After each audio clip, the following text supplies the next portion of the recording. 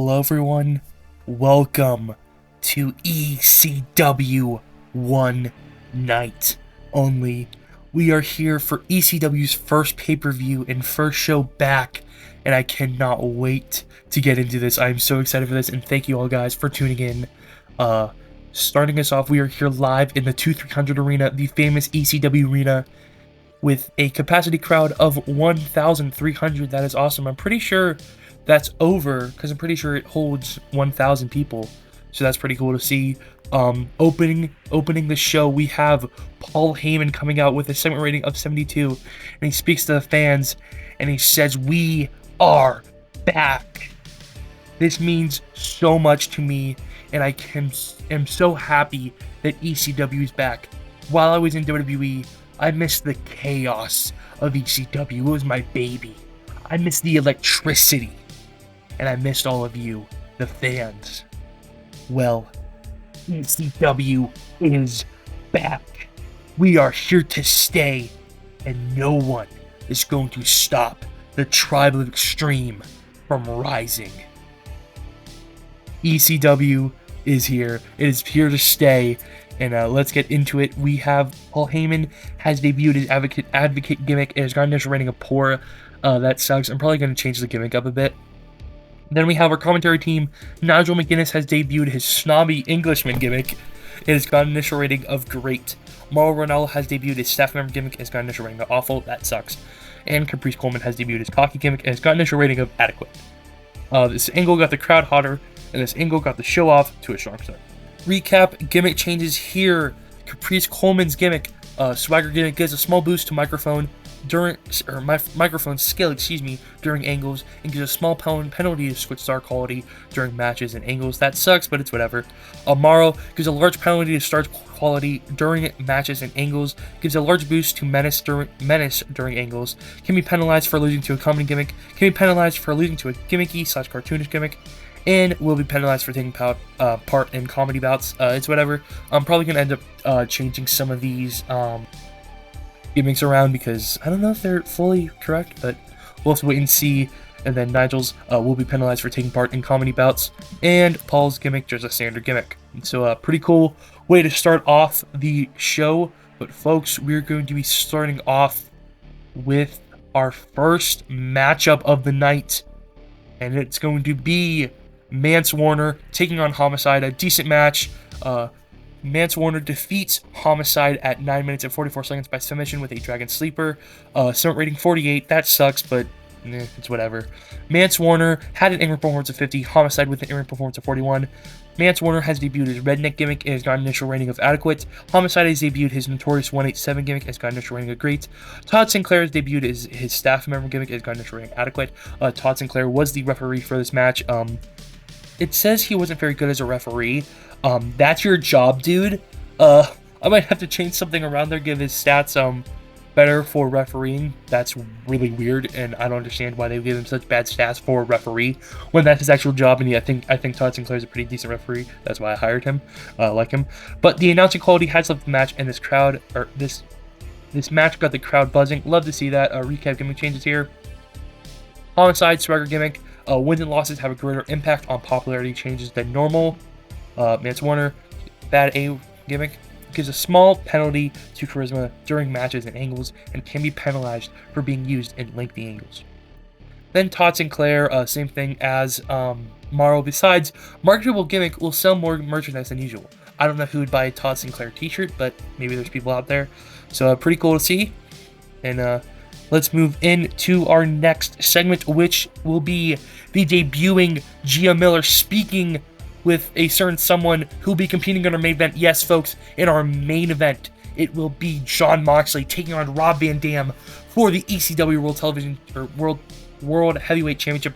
Cannot wait for that one, but let's get into it. Gia Miller interviews John Moxley, and summit rating 74.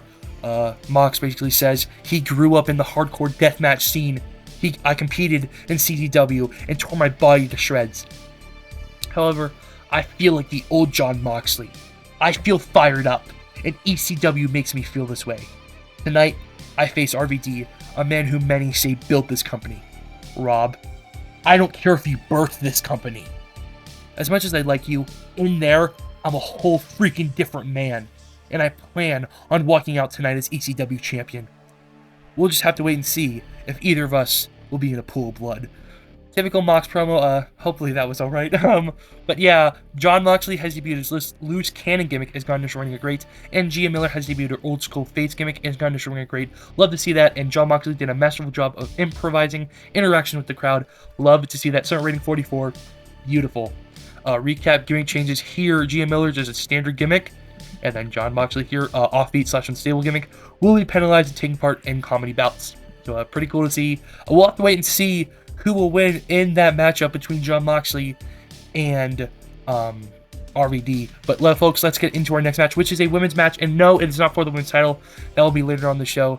But up next, we have Billy Starks and Dr. Britt Baker, DMD. I was kind of nervous about this match because this match, I would love to see this. It was a pretty good match on Dark. I love their match. Big fan of both of these women. However, wasn't that great. It was decent. It was alright. It's whatever.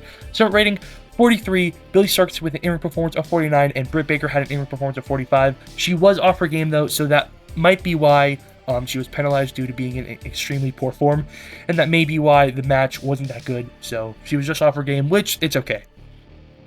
Billy Starks has debuted her Space Jesus gimmick as God Knows a rating of Great. Same goes for Brit and her DMD gimmick, and Chris Levin, the referee, has debuted his referee gimmick as God Knows a rating of Poor.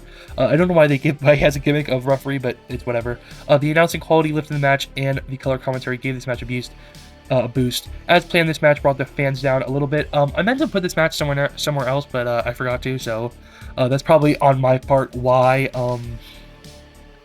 it brought the fans down. I mean, I had it to do that, but that was specifically for having it later on, but it's whatever. We're just gonna roll with it. And after the match, Brit raises her arm and celebrates, giving her, they had a decent match. It's pretty good, but Billy Starks has a bright future and even got a better rating than Brit. So Summit rating 63. Brit is actually getting better at her gimmick, which you'll love to see that. I know this might be weird, but Brit's gonna be a face here. I really like her, how she has done in her face turn in AEW. So yeah.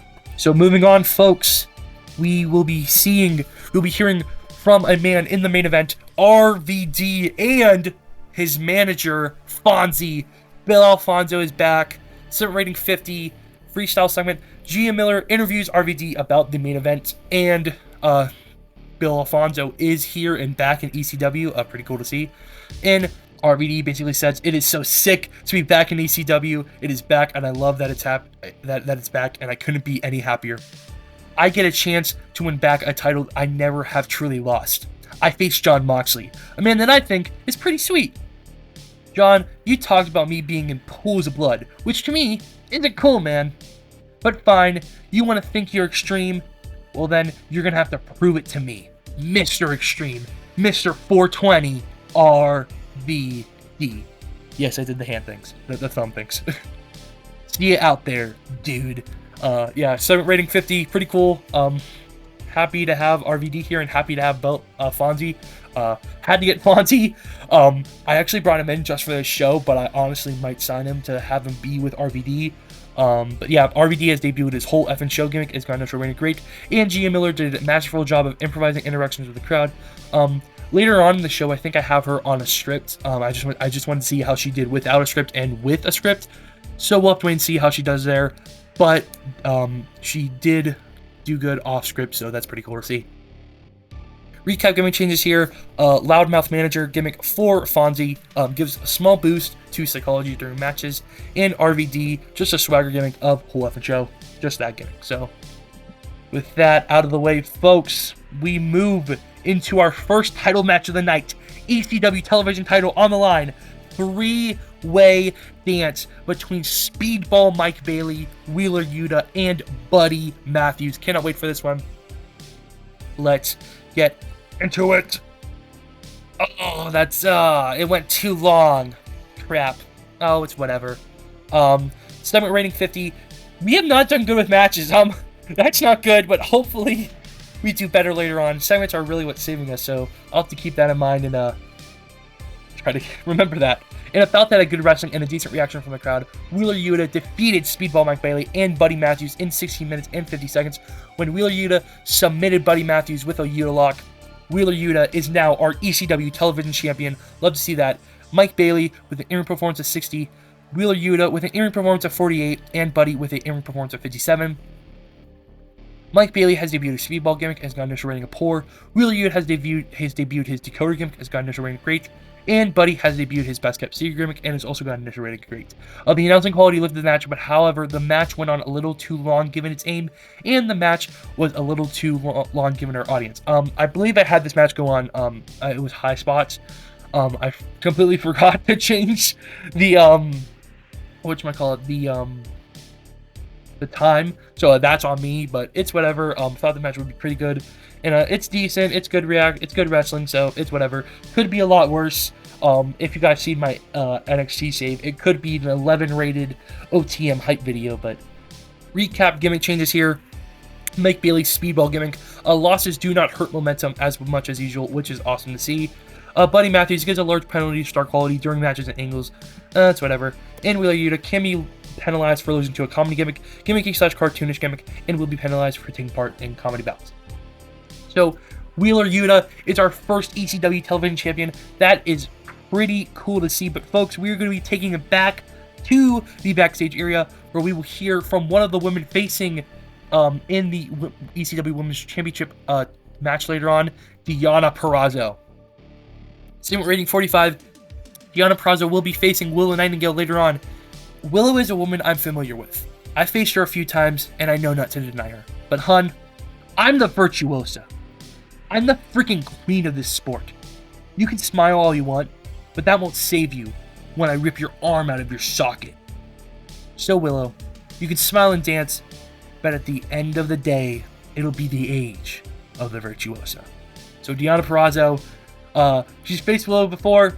She knows how she is, but she is not here to play, and she looks to become the ECW Women's Champion. Well, Deonna wants to say that, but Willow has some words of her own. As backstage, in a different area of the backstage, Willow is speaking to a camera. Willow says she is so happy to be here in ECW, and I cannot wait to share the ring with Deonna. However, I know I'm the underdog, and that's okay. I've been one my whole life, but it's time I prove I can hang. Deonna, I'm going to beat you. You can try all you want, but I'm going to pounce you out of that robe you wear and become champion. Willow Nightingale staking her claim, saying she's the underdog, but she's not one to mess with, and I cannot wait to see what's going to happen between Deonna and Willow tonight. Going to be a fun one. Really excited for that matchup. But folks, up next, I'm pretty sure, yes, let's get into the next match, which is Alexander Hammerstone taking on Lance Archer. This match is basically just a filler match, but let's get into it. In a decent match, Lance Archer defeated Alex Hammerstone in 8 minutes and 25 seconds by pinfall with a blackout. Segment rating 44. Alex with an in-ring performance of 41, and Lance Archer with an in-ring performance of 47. Alex has debuted his bad A-word gimmick, It's got initial rating great. Lance and Jake debuted their gimmicks, It's got initial rating very good, and the announcing quality lifted the match, and Jake did good work at ringside. However, the match was poorly placed, the crowd hadn't peaked, so being cooled wasn't productive. That's on me. I had this marked as calm the crowd, I'm pretty sure, but I guess that was kind of pointless. Yeah, but let's recap gimmick changes. Alex gives a large boost to microphone skills during angles and will be penalized for taking part in comedy bouts. Jake's has nothing really. And then Lance gimmick can be penalized for losing to a comedy gimmick. May receive a bonus when booked to look dominant, but will be penalized for taking part in comedy bouts. So that was a match just to be filled, but love both of these men, and a decent match, so it's whatever. In the next segment here, Gia Miller interviews a defeated Buddy Matthews, and Buddy says, you know, I lost, but I'm still here to stay in ECW. I gave it my all, and you know I lost, but it's okay, and I'm coming for you, Wheeler. I am coming for your title. In the background, this is in the interview area, in the background, on the TV monitor behind Buddy Matthews, it flickers, it changes, and a QR code appears before quickly going away and back to the normal screen. What that is about, I have no idea, but folks, we will have to wait and see. But up next, we have the ECW World Tag Titles on the line as FTR takes on the Motor City Machine Guns. Yeah, finally, a decent match. Oh, yes! My favorite word, as French Ted would say, in a bout that had superb wrestling and good heat. Ow, I hit my computer. FTR defeated the Motor City Machine Guns when Dax Harwood submitted Alex Shelley with an inverted figure 4 after a distraction from Cash Wheeler. What the heck was up with that, FTR? FTR wins the World Tag Titles, and Cash Wheeler with an in-ring performance of 65, Dax Harwood with an in-ring performance of 64, Chris Sabin in-ring performance of 56, and Alex Shelley with an in-ring performance of 68. Segment rating 67. Love to see that. Dax's gimmick has gotten initial rating adequate. Cash and Shelley debuted their gimmicks, has gotten initial rating great, and Alex Shelley has debuted his gimmick as gotten initial.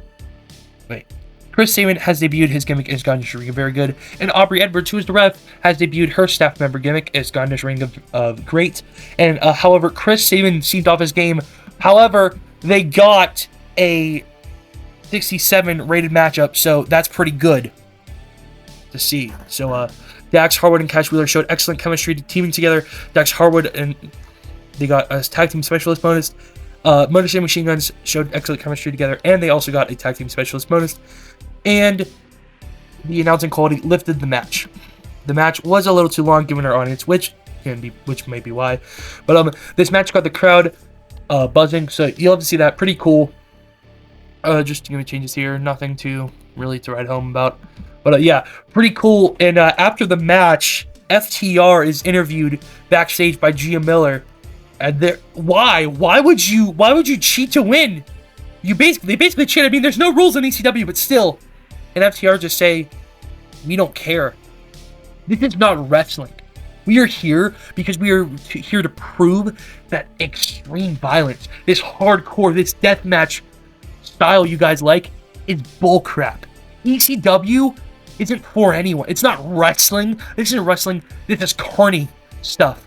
Well, he said some other stuff. This isn't wrestling. Wrestling is wrist locks. It's headlocks. It's power drivers. It's not flaming tables and thumbtacks. We are here to make a point that ECW is nothing but garbage, and we are going to make sure this company goes down. So FTR seemingly don't give a crap about ECW. I don't know why they signed, but the announcing quality lifted the segment, and the color commentary gave the segment a boost, so that is pretty cool to see. But folks, up next, we have the ECW World Women's title on the line as Deonna Purrazzo takes on Willow Nightingale. Decent match, but it went a little too long. I'm gonna have to make note of not having these matches go too long. So rating 58. Deonna Purrazzo had an in-ring performance of 57. Willow with an in-ring performance of 49. Bryce Remsburg, the ref, has debuted his staff member gimmick as Gardner Schringle very good. The announcing quality lifted the match, and the match was a little too long, so that sucks. But this match got the crowd hotter. And about that, a good wrestling and a decent reaction from the crowd. Deonna Purrazzo defeated Willow Nightingale at 18 minutes and 22 seconds by pinfall. I'm going to guess with the power driver. I'm pretty sure that's called the Queen's Gambit. Deonna Purrazzo wins the ECW World Women's Championship. That is awesome to see. Deonna beats Willow Nightingale. I mean, I love both these women. I mean, I would love to have Willow as champion, but Deonna gets the win here tonight. Gimmick changes. I'm pretty sure it's just Bryce. Yeah, nothing too special. But Deonna Purrazzo gets the win here tonight. But folks, we are getting closer and closer to our main event. And before we can get to that, the ring announcer says, everyone, please welcome Mick Foley. Yes, Mick Foley is out here, and he's here to cut a promo, and he says how awesome it is that ECW is back. He's so happy to see ECW back. He tells so many stories from ECW. He talks about how awesome it is and how happy he is to see that the spirit of ECW is still alive. And at the end of his promo, he says something the fans can all really resonate with. From the bottom of my heart, fuck Matt Cardona. Before Mick can leave, however, death match royalty, Matt Cardona, Chelsea Green, and Smart Mark Shirley come out, and they talk a lot of crap. They say it's bull crap that we don't get a spot on the card, but you do. We weren't even booked for the show, and we are stars. And Mark Sherling says, you know, it's a travesty that you're here and that Matt Cardona is not on the card. And so he's going to sue ECW, because this is just disgusting and wrong, and Matt Cardona should be in the main event. Chelsea Green should be facing for the women's title, but she's not. It is disgusting. And as they are talking, someone runs in from the crowd. It's Rhino, and he gores all of Deathmatch royalty, and he stands tall with Mick Foley. Rhino seemingly has something against Matt Cardona. But yeah, Rhino has debuted. His Man Beast gimmick is going to ring adequate. Summit rating 54. The Rhino and Cardona storyline has started, so we'll have to wait and see what happens there. And Mick Foley was superb working without a script. He had the crowd in the palm of his hand the entire time. So pretty cool to see Rhino is here in ECW. That is awesome to see. Gimmick changes, nothing too special here, just Rhino. But folks, it is time for our main event of the evening. John Moxley, RVD. And before that, we have a few entrances. RVD and Bill Alfonso make a spectacular entrance. The lack of anything happening did bring the stomach down, but some rating 33. And Moxley makes his entrance. And folks, it is time for our main event. RVD, John Moxley. Summer rating 63. Awesome. Decent match. And a bout that had fantastic heat and great wrestling. John Moxley defeated RVD in 14 minutes and 42 seconds by pinfall with a Death Rider. John Moxley is the ECW World Heavyweight Champion. Love to see that. Rob Van Dam with an in-ring performance of 44, and John Moxley with an in-ring performance of 80. That is awesome to see. The announcing quality lifted the match, and John Moxley looked excellent out there. Pretty cool to see. And after the match, John Moxley and RVD comes up, offers the hand, and John Moxley surprisingly takes it. John Moxley, he's not a guy to normally take handshakes, but it's RVD. He's a legend, and so he shakes the hand, and John Moxley stands tall as the crowd goes home happy, and as the show goes off the air. John Moxley, the ECW World Heavyweight Champion, and I think this was a pretty decent show. It was a pretty good show. I liked it. I thought it was pretty decent. It's my best show so far, 55. Unfortunately, it wasn't the best. It wasn't as good as I thought it would be, but a lot of that's due on my part, and I'm still learning TEW, so that might be why. The show increased our popularity in 39 regions. But yeah, I thought the show was pretty decent. I thought it was pretty good. I'm proud of it. And let's make a speech. So we are going to be talking to let's give John Moxley complimented on a good performance. Who else? Rhino given pointed out. Let's give him a hug because he debuted. So that was pretty cool. And yeah, I think that's pretty good. Really happy with the show. Mox seemed pleased. Rhino seemed pleased. That's pretty cool to see. With that out of the way, I'll let you. We'll go back to the office, and I'll talk to you guys later. Diggity dog. Diggity dog.